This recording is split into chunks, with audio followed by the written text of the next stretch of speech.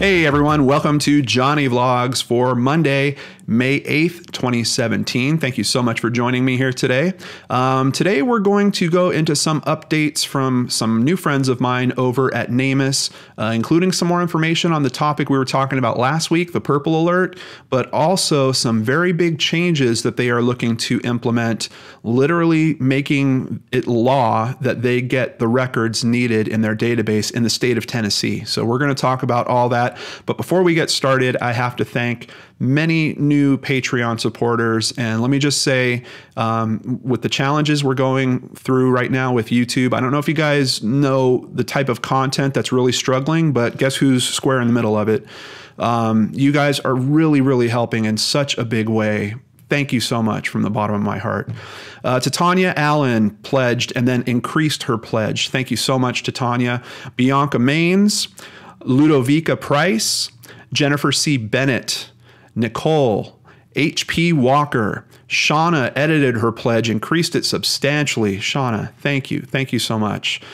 Carolyn Curtis, Katie Klein, Lisa Springer, I think it's Cyan Duggan or Dugan, as well as J.L. Sosa, who upped their pledge. Thank you so much, JL. Marsha pledged. Dee pledged. Kevin, I believe this one's Dugan, but it could also be Duggan, also pledged. Helen, I believe it's Poomer, could be Pummer. Margaret, now here's a tough one for me. Werderitz, I hope I said that right, Margaret. Thank you so much. As well as Maggie. And on top of all that, I had someone that actually sent me money through PayPal, which apparently you can do. I don't think I even have an active PayPal account, but they just sent it to the email, john@lordandarts.com. So super cool. I really appreciate that so much. I don't know if he wanted me to say his name, but I don't see anything saying he doesn't. So it's Terry Massey. I just let it out. Thank you for supporting the channel, each and every one of you. You guys are awesome. All right, so let's get to the topic at hand. First of all, based off the conversation from last week, I told you I was going to email some of my friends at NCMEC and at NamUs. I did hear back. And from, I'm going to just say her name is Melissa. She works at NamUs. She's been very responsive to my emails, very helpful.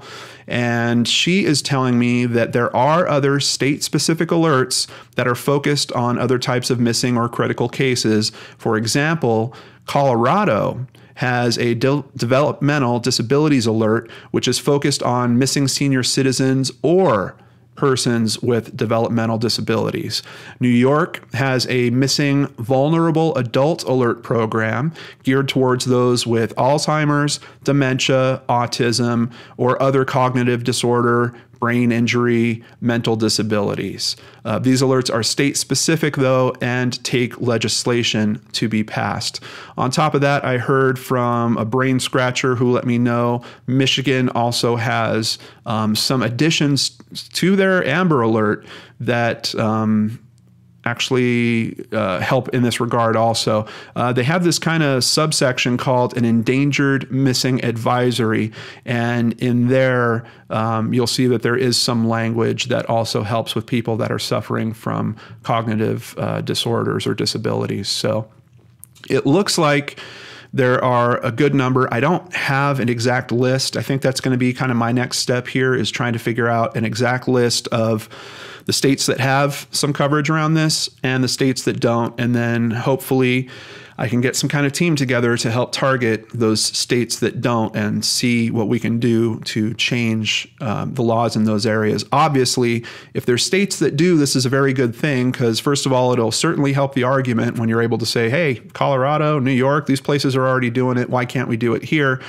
But that also means that the legal language is already written in those states, and it could be possible for us to review that language and then try to take it to other states and modify it to work in those states as well. So speaking of legal language, moving on to the next topic, also from NamUs, I've been talking to Todd Matthews there, and I didn't mention it in the brain scratch I did last week, but if you do go to the article that was written by Huffington Post, you will see right in the middle of it is a video clip of Todd Matthews talking about missing people.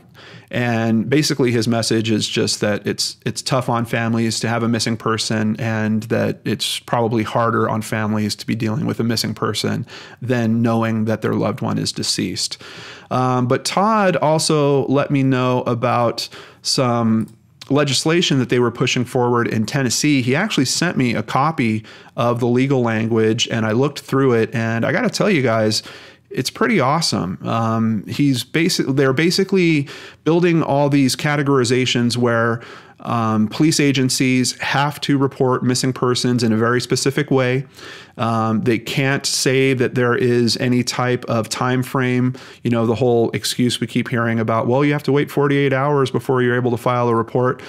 In this language, specifically for missing children, that time frame is erased, and there's actually a time frame where they have to take a report and send it on to other organizations within 2 hours.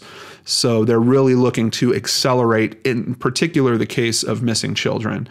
But outside of that, it's got some really interesting catches and funneling for this information where if the case isn't solved, I believe it's within 30 days, then law enforcement has to notify the Tennessee Bureau of Investigation, and essentially NamUs will be coordinating directly with the Tennessee Bureau of Investigation and have access to all of their missing persons records. So outside of that, there's even language where the people working in the lower law enforcement areas have to sometimes get that information directly to NamUs. So it's really kind of closing the gap. I know in the brain scratch I did last week, I talked about this, that El Dorado Jane Doe might not even be in NamUs.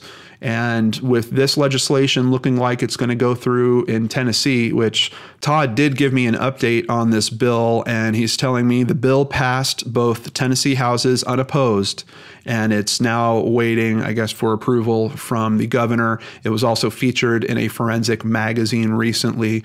This is just a really good step because we need there to be some legislation to push these records into a centralized database that everyone can access, which is NamUs.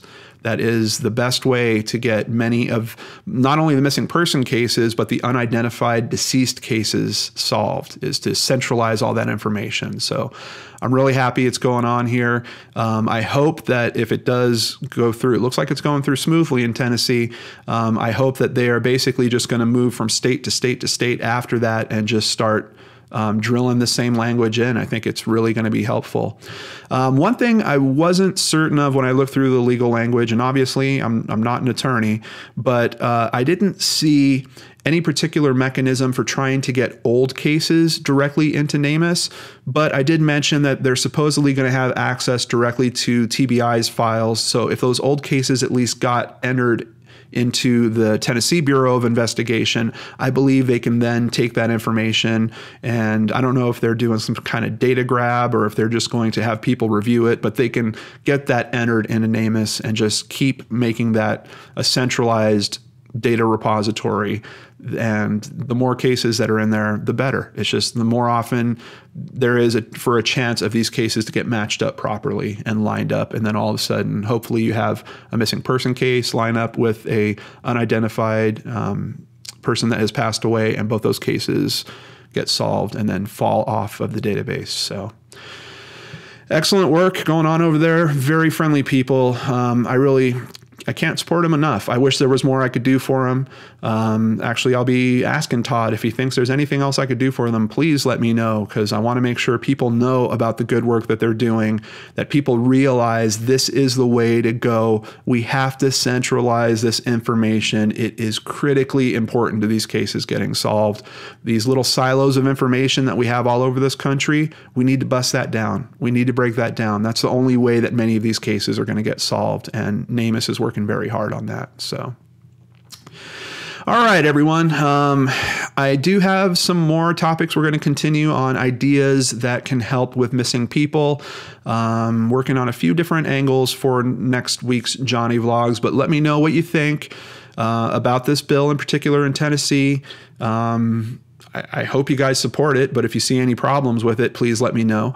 They also had really interesting clauses in there about the dental records and DNA and how to get those records moved into the NamUs area. Really, really well-written stuff. So know that people are thinking about this and putting a lot of work into making sure that it's done in a very smart way that is really going to be beneficial. But if you have more information, particularly on the purple alert idea that we're kicking around, maybe you already know of a list of the states that have some coverage on that and others that don't, please include that in the comments below. That'll definitely help give me the next step that I need in terms of trying to help with that problem and move forward on it. All right, everyone. Thank you so much for hanging out with me today on Johnny Vlogs. I hope it's kicking off a very good week for you. Take care, and I will see you right back here on the Lord and Arts channel.